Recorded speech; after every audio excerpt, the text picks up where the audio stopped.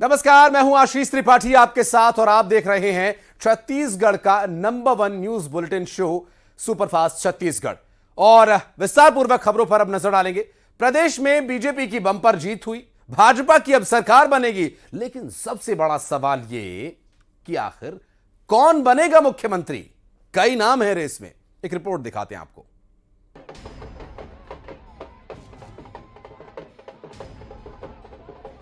नतीजे आ गए, तस्वीर साफ हो गई। बीजेपी को छत्तीसगढ़ में 54 सीटें मिली हैं। अपने इतिहास में बीजेपी ने सबसे ज्यादा सीटों पर जीत दर्ज की तो कांग्रेस को सबसे कम 35 सीटें मिली। सरकार बीजेपी बनाएगी। अब चर्चा यह हो रही है कि मुख्यमंत्री कौन बनेगा। सीएम के चेहरों में रमन सिंह, अरुण साव, ओपी चौधरी के नाम पर फिलहाल चर्चा हो रही है। मुख्यमंत्री के दौड़ में छत्तीसगढ़ में बीजेपी में ऐसा कोई नाम या अलग अलग पहचान या चेहरे नहीं हैं। छत्तीसगढ़ में सभी कार्यकर्ता, सभी वरिष्ठ लोग की अंदर क्षमता है छत्तीसगढ़ का नेतृत्व संभाल सके, मगर इसकी हम प्रक्रिया पार्टी करती है। केंद्रीय पर्यवेक्षक आएंगे, विधायक दल की बैठक होगी और उसमें दल का नेता का चयन होगा। और मेरी जो जवाबदारी थी कि पार्टी को बहुमत मिले, पार्टी की सरकार बने, उस काम को हम सब लोगों ने मिलकर किया है। सरकार का नेतृत्व कौन करेंगे ये पार्टी का विधायक दल और केंद्रीय नेतृत्व तय करेगा। जनता जनार्दन ने सीएम पद की रेस में बड़ी जीत। मैं बहुत छोटा कार्यकर्ता हूँ, इतने बड़ी जीत के लिए कुछ तो आप ऐसा कुछ नहीं होता। भारतीय जनता पार्टी का कल्चर नहीं है। कृपया बड़ी। बीजेपी प्रदेश प्रभारी ओम माथुर ने कहा कि मुख्यमंत्री का चेहरा जल्द तय होगा। कल से जो ऑब्जर्वर तय होंगे वो आएंगे, उस दिन बैठक। तो कब तक फैसला हो जाएगा? बहुत जल्दी हो जाएगा, इंतजार करिए आप। बहुत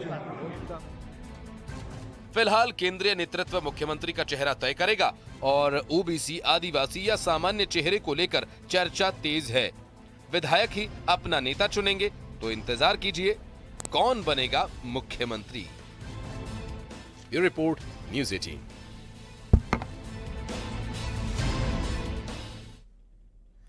छत्तीसगढ़ बीजेपी के प्रभारी ओम माथुर चुनाव में जीते विधायकों से मिलने पहुंचे और उन्होंने कहा कि मुख्यमंत्री कौन होगा इसका फैसला राष्ट्रीय नेतृत्व करेगा। पहले पर्यवेक्षक रायपुर आएंगे और विधायकों की बैठक होगी और इसके बाद पार्टी संसदीय बोर्ड की बैठक होगी और इसी में मुख्यमंत्री के नाम पर फैसला लिया जाएगा। उन्होंने यह भी दावा किया कि जल्द ही राज्य को नया मुख्यमंत्री मिल जाएगा।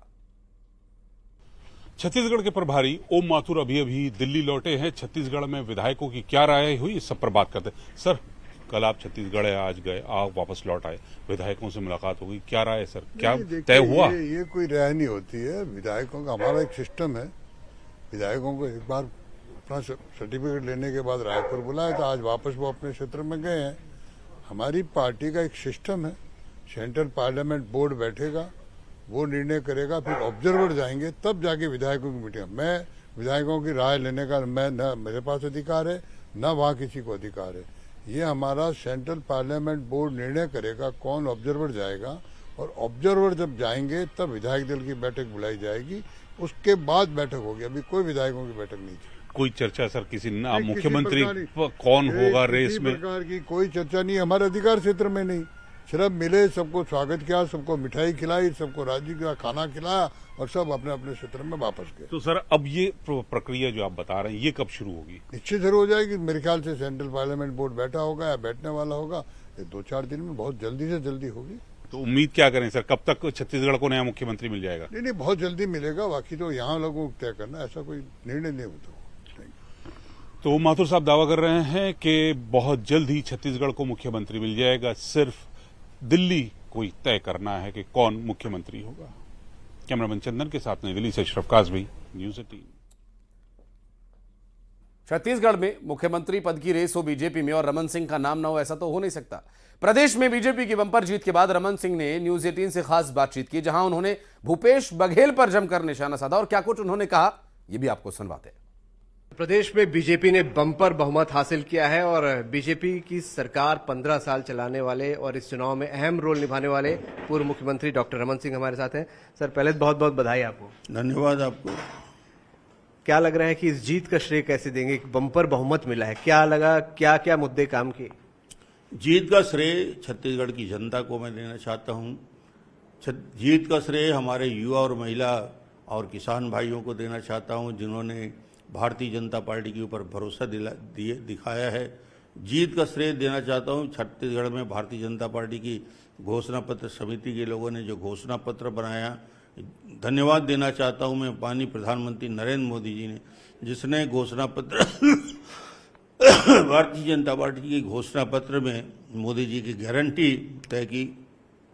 और एक बार मोदी जी की गारंटी यदि किसी योजना में हो जाती है तो छत्तीसगढ़ की जनता ने उसको विश्वास प्रकट किया और ये रिजल्ट आया। कांग्रेस ने 75 पार का नारा दिया था और 35 तक पहुंच गई। कांग्रेस की डाउनफॉल और कांग्रेस से 5 साल में भरोसा उठने का कारण आप क्या मानते हैं? कांग्रेस की असफलता का मामला छत्तीसगढ़ में भूपेश के स्वभाव, उसके कार्य पद्धति, उसके मंत्रियों मंडल में करने वाले साथियों के काम, जिस प्रकार के घमंड, जिस प्रकार के व्यवहार छत्तीसगढ़ की जनता से किया, वो छत्तीसगढ़ भूपेश के चेहरे को बदलना चाहती थी। यहाँ घमंड का, भ्रष्टाचार का और आतंक से छत्तीसगढ़ को नहीं चलाया जा सकता। प्रेम से, संवाद से, भाईचारे से छत्तीसगढ़ चलता है। छत्तीसगढ़ शांति का टापू है और यहाँ पे काम करने की पद्धति भी वैसी होनी चाहिए। उन्होंने छत्तीसगढ़ में भूपेश की कार्य पद्धति को टोटली रिजेक्ट किया है, उसके भ्रष्टाचार को पूरी तरीके से खारिज किया है। शराब घोटाला हो, कोयला घोटाला हो, महादेव ऐप हो, इतने सारे घोटाले और पीएससी जैसी जगह में भी घोटाले यदि होते हैं तो छत्तीसगढ़ की जनता ने तय किया कि ऐसा मुख्यमंत्री जो सरकारी खजाने को खुद लूटता है तो जनता के पास विकल्प रहता है उसको बदलने का, और बदलने का वक्त आया तो बदल दिया। अब मुख्यमंत्री कौन, इसको लेके कवायद चल रही है और सब जगह आपके ही नाम की चर्चा, आपने बड़ा अहम रोल निभाया है। मुख्यमंत्री के दौड़ में छत्तीसगढ़ में बीजेपी में ऐसा कोई नाम या अलग अलग पहचान या चेहरे नहीं हैं। छत्तीसगढ़ में सभी कार्यकर्ता, सभी वरिष्ठ लोग के अंदर क्षमता है छत्तीसगढ़ का नेतृत्व संभाल सके, मगर इसकी हम प्रक्रिया पार्टी करती है। केंद्रीय पर्यवेक्षक आएंगे, विधायक दल की बैठक होगी और उसमें दल का नेता का चयन होगा। क्या लगता है कि कितना समय लग सकता है इसमें? मुझे लगता है 3-4 दिन के अंदर ये सारी प्रक्रिया केंद्र से नेतृत्व करेगा। जीत के बाद कुछ बातचीत आपकी हुई आपके आला नेताओं? धन्यवाद और बधाई का सिलसिला चल रहा है। सभी को हमने बधाई दी, केंद्रीय गृह मंत्री जी को बधाई दिया, माथुर साहब को दिया, मनसुख भाई को दिया, नितिन को दिया और जितने हमारे केंद्रीय नेतृत्व राष्ट्रीय अध्यक्ष जी ने बधाई दिया। तो ये केंद्रीय नेतृत्व का बड़कपन है। मेहनत जो अमित शाह जी ने, जो माननीय प्रधानमंत्री जी ने किया छत्तीसगढ़ में, वो अद्भुत रहा।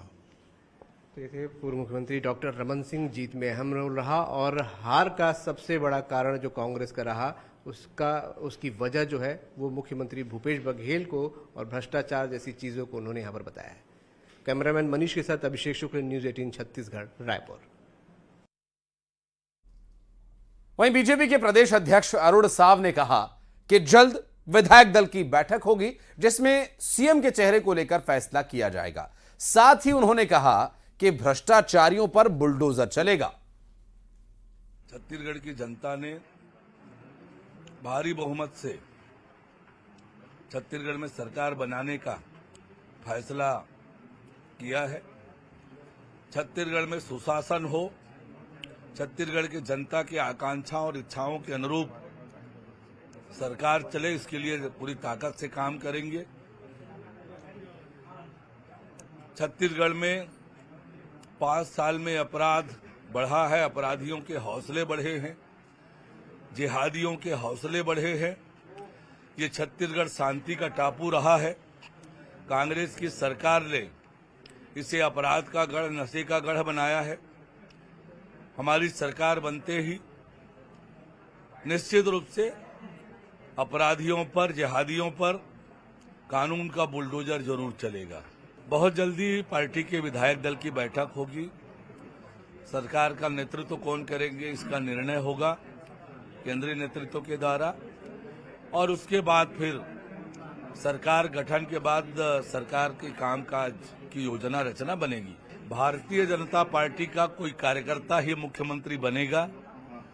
वो कार्यकर्ता कौन होगा इसका निर्णय पार्टी का विधायक दल और केंद्रीय नेतृत्व तय करेगा। और छत्तीसगढ़ में बीजेपी की बंपर जीत के बाद ओपी चौधरी ने न्यूज 18 से खास बातचीत की।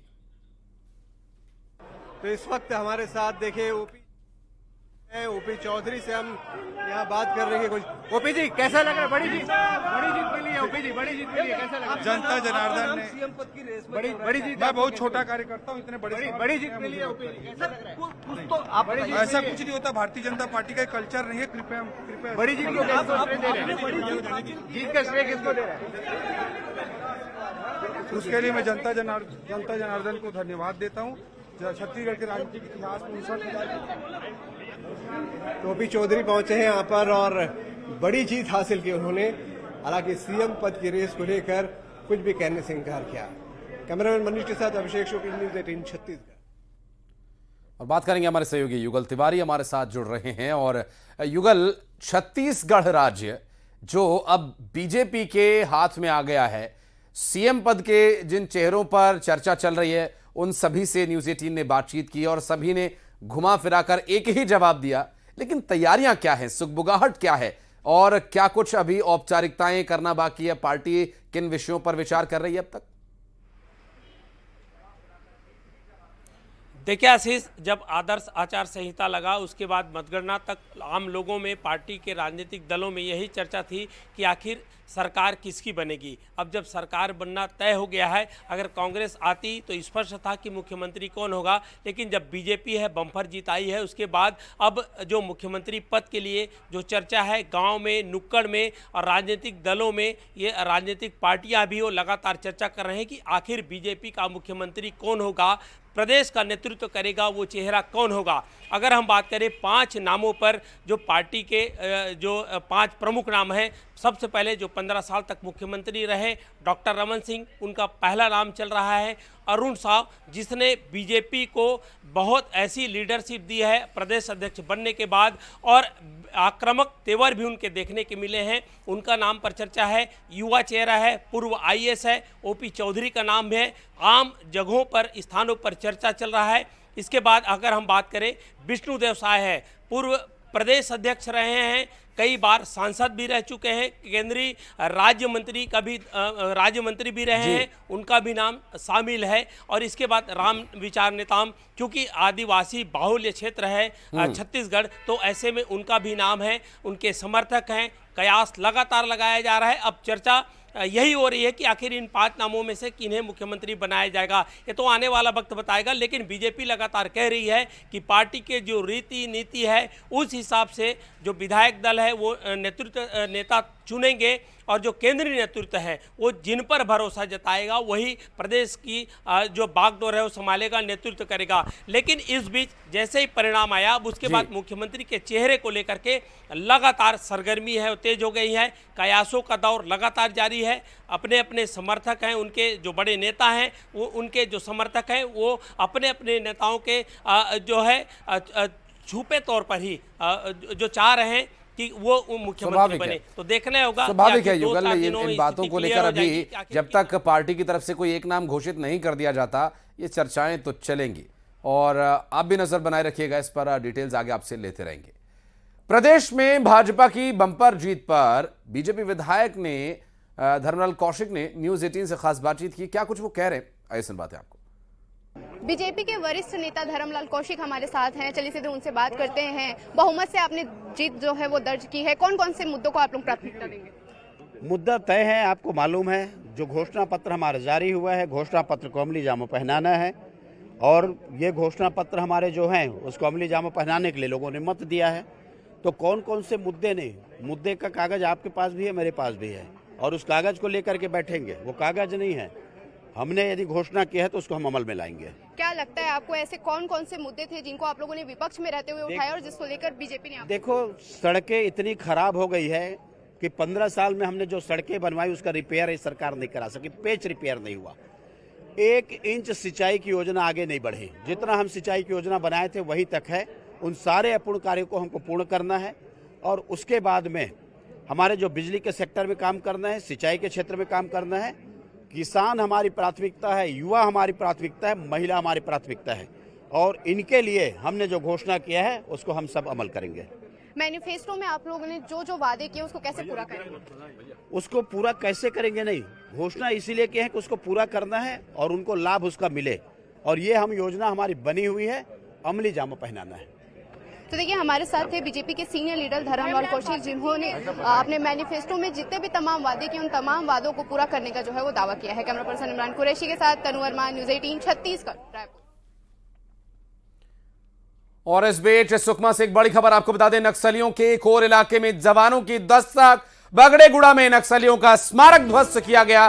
साल 2006 में नक्सलियों ने यह स्मारक बनाया था और जवानों ने अब इस नक्सली स्मारक को ध्वस्त कर दिया है। सुकमा से इस बीच एक बड़ी खबर आपको बता दें, साल 2006 में बनाया गया नक्सलियों का यह स्मारक अब पूरी तरह से नेस्तनाबूद कर दिया गया है और ये धाक है भारतीय जवानों की, भारतीय सीमाओं की रक्षा करने वाले और ऐसे नक्सली इलाकों में देश के अंदर जो छिपे बैठे असामाजिक तत्व हैं, जो समाज की व्यवस्था को और कानून व्यवस्था को, संविधान को धता बताते हुए हिंसक वारदातों को अंजाम देते हैं, यह स्मारक ध्वस्त करना उनके मुंह पर एक करारा तमाचा है।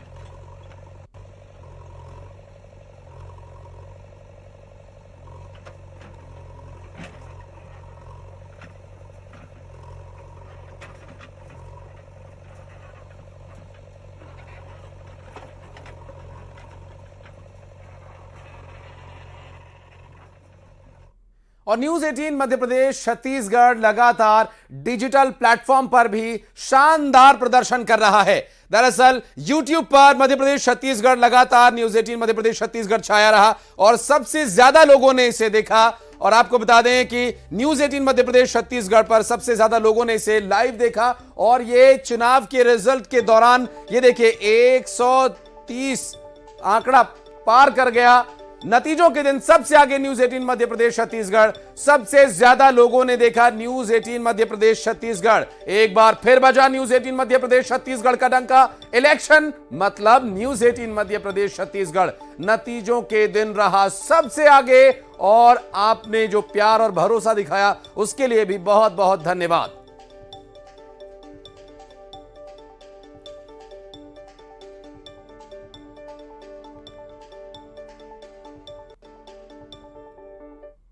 और बढ़ते हैं आगे, फटाफट अंदाज में खबरों पर नजर डालते हैं।